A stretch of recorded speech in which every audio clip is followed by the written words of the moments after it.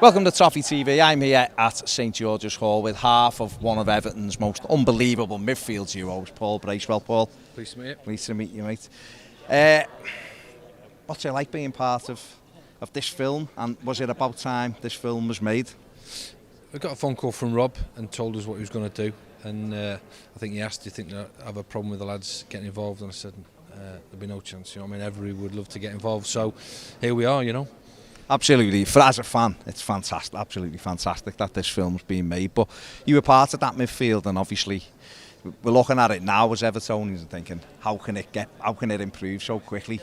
Back in, you know, I remember being in, 80s and 83 Coventry at home, and then all of a sudden that team that was struggling, when 18 games unbeaten. I mean, you come in, and then all of a sudden the league champions. I mean, when you come into the dressing room, did you look around? Did you know what was about to happen, or did you just know you were joining a decent squad? I think in terms of the history, going back with Howard was a coach at Stoke, so Howard knew me as an apprentice. So went Stoke to Sunderland. I was only there a year, and it was I think it was a cup final week.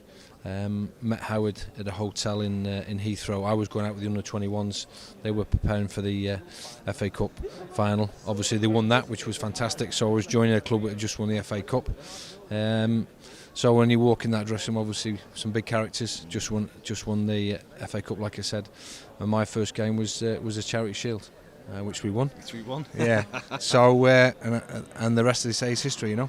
Not a bad start. Beating Liverpool in the Charity Shield, not a bad start. So obviously with the ban came after we were league champions. We'd beaten the Bayern Munich side, which were probably one of the best in Europe at that time. Absolutely outstanding. Then the ban came. What do you think that team could have gone on to achieve?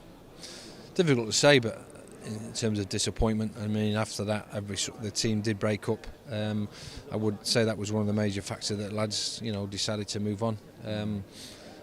Who knows? Yeah. Could have been a different film tonight if it would have been in, you know.